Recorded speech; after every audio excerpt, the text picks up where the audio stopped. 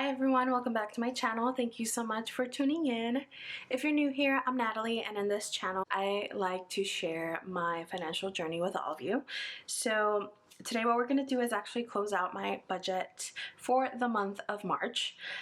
I'm not gonna lie, this month has been crazy and I tried to keep track of all of my money as much as possible, but I do think that there's some leftover that I really don't know where it went. So we're gonna see how I did for the month of March in terms of my fixed expenses and my variable expenses now that I have moved to a new state. So if you're new here, as I said, I'm Natalie and I'm a single individual that recently moved from the state of Florida to North Carolina. I'm also an HR professional that works for a small tech company remotely. So if you're interested in seeing how I manage my money, pay off debt, achieve my financial goals, and really just live life in my early 30s, please subscribe.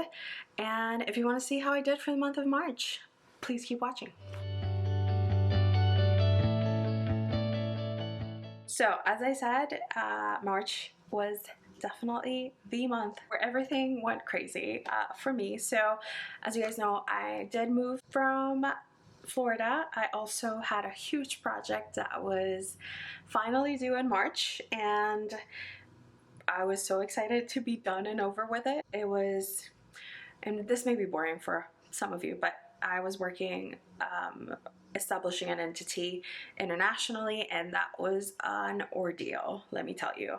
I thought I was done with it, but it seems like things are just gonna continue to be messy for the time being. So please pray for me because I am not doing well and my boss is not doing well.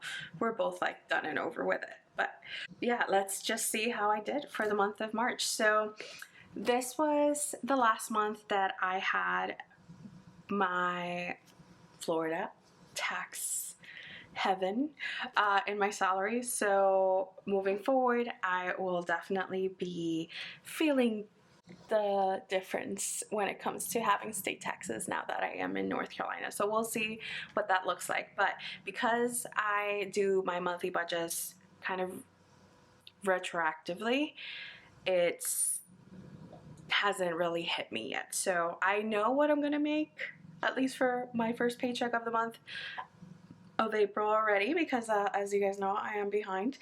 These two paychecks were from the very last day of February and the 15th of March. So now that I've gotten paid for the end of March, last business day of March, that will actually go towards my April budget. So we'll talk about that in another video. But as I said, this is from Florida taxes. So there aren't really any changes here.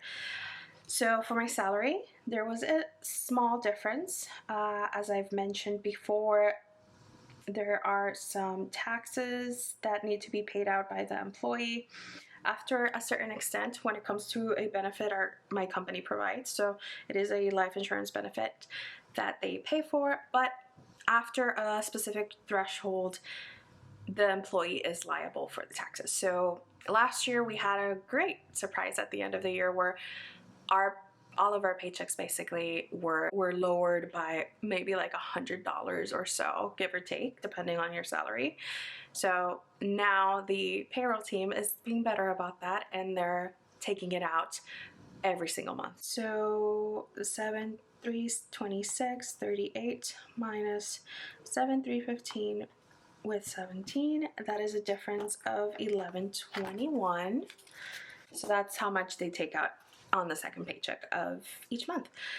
Then for miscellaneous, so I didn't receive any money, but if you guys saw my paycheck number 2, setup and closeout, I had it all in one so that I had less to edit and upload.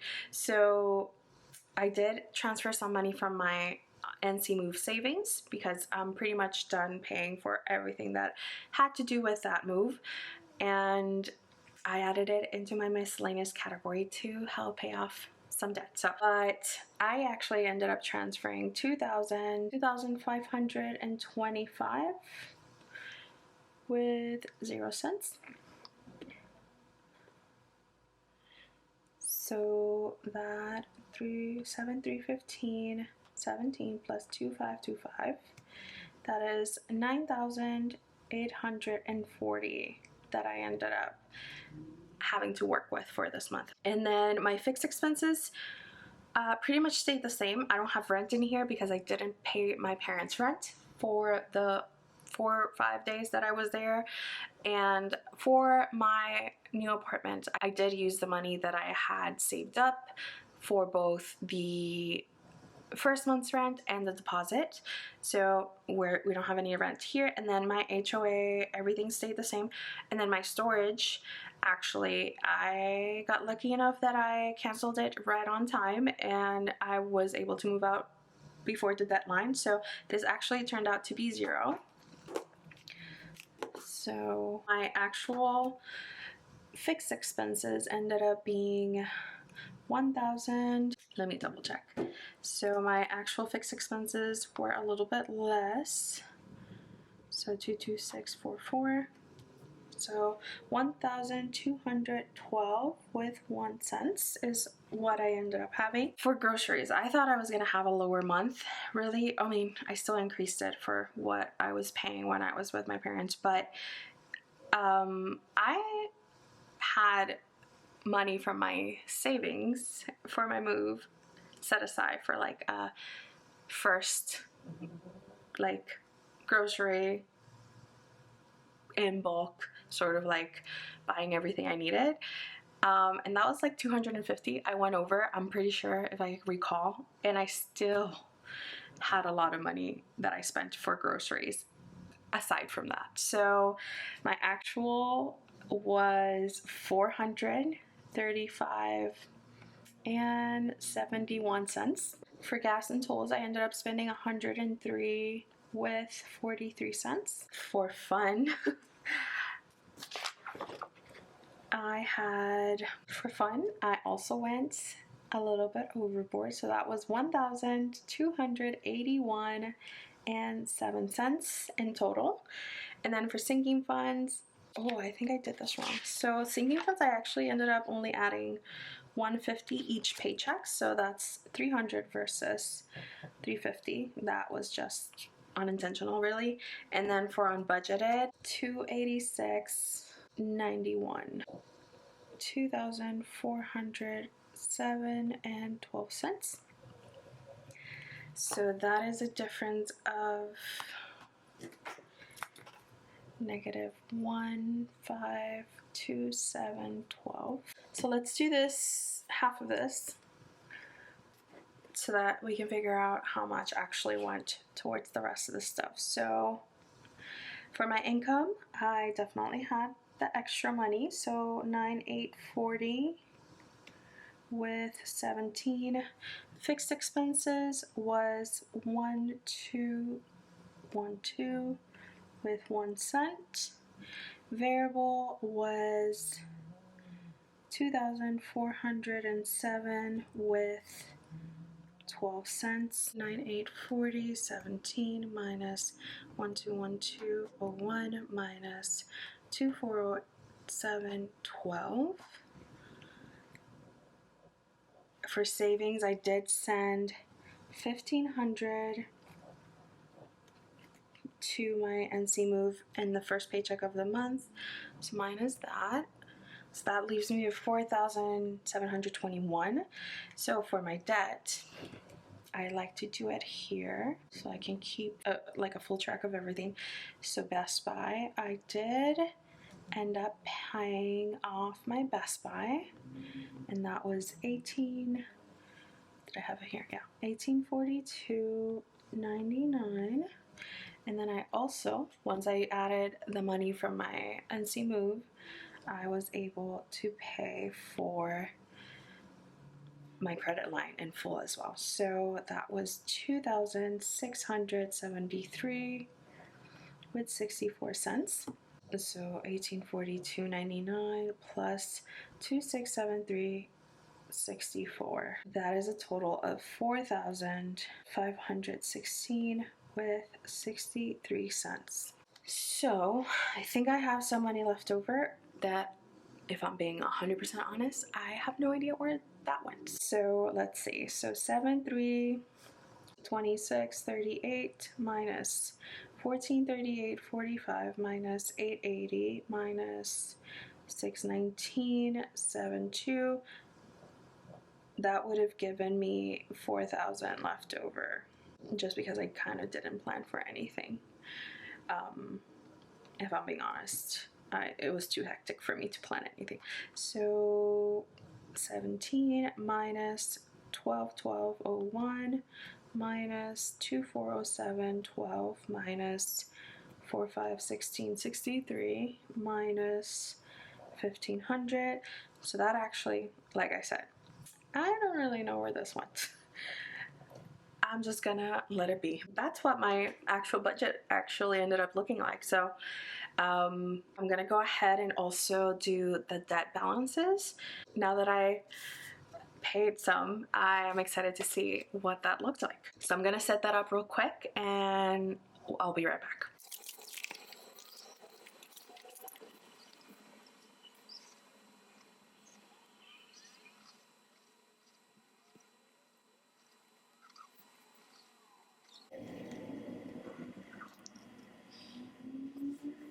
These are the balances that I had once all of the payments for February cleared and I got all of my statements. So I don't think I actually added this in the closeout for the monthly budget for February. If I even did one, to be honest, I can't even remember. Of course, with my student loans, that's the first one. That's the first payment of the month. And I only make one payment. I am not tackling student loans individually right now because it just doesn't make sense. So my minimum payment for my student loans is $202.88. Then for my Best Buy account, my minimum payment is $30. And then my PayPal credit minimum payment is less than what I was sending, but I was sending $100 even. My Mazda was $298.17, and my home loan is $2,162 with 66 cents. So when I add all of those up, so 3,100, 298.17 plus 2,162.66. Minimum payments of all of my debts, including my home loan, which is a rental right now, is $2,793. For additional payments, I didn't do that for student loans, of course. So the interest, this is variable depending on the individual student loan, so I'm not gonna actually look into that. But after my minimum payment, my balance for my student loans ended up being $18,439.74. For my Best Buy, I did end up adding an extra $1902.99. For my Best Buy, I ended up sending $1872.99. So that was at 0% interest, and that made the balance zero. For PayPal credits, I actually ended up adding more towards this balance before the end of March, so this was not accurate once I added those extra items. So minimum payment was $100. I ended up sending the full balance with the transfer of savings, so that was $2,673, I believe, with 64 cents. And of course, not all of the balance had interest, so I'm not gonna look into that, but I believe it's like a 24.99% for those that were tacked on with the interest. My Mazda, I ended up paying the minimum payment, so that was no additional, and my interest here is really good, which is 3.05%, and my balance here ended up being $10,226. Oh, dang it, with 37 cents. And then my home loan, of course, no additional payment was done there, and my interest here is 6.625, unfortunately, which is why I'm considering just like selling it. If I had been able to lock in a 2021, 2020, early 2022 interest rate, then I would probably keep it as an investment property, but I still don't know.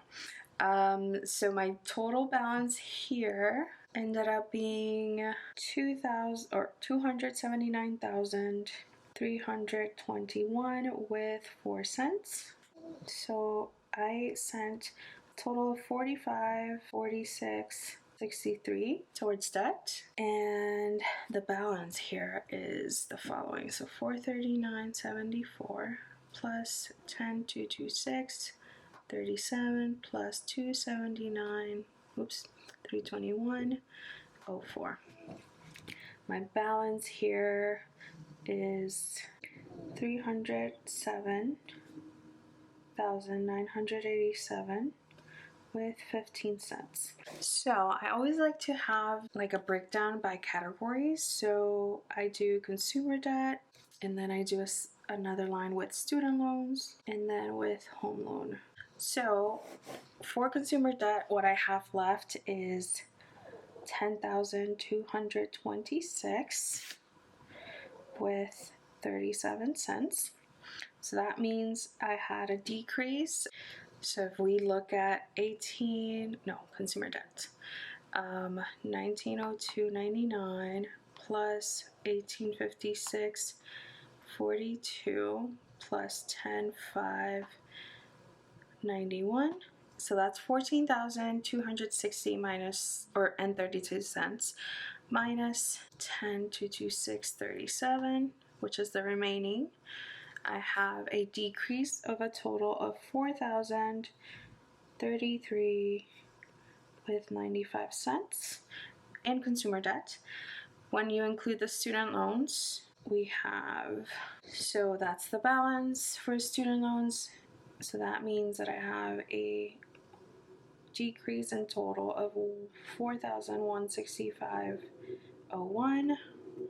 And then with my home loan, the total of my debt is 307,987.15 is 4,450 with 21 cents.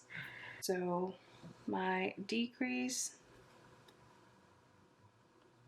overall equals 4,450 with 21 cents for the month of March. Again, super excited to be able to start doing this again. We'll see what April brings.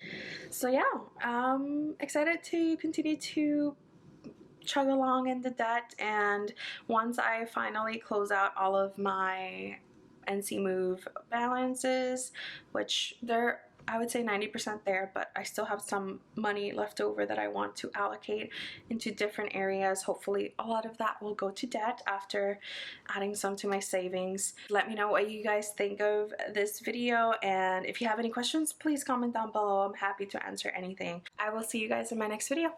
Bye!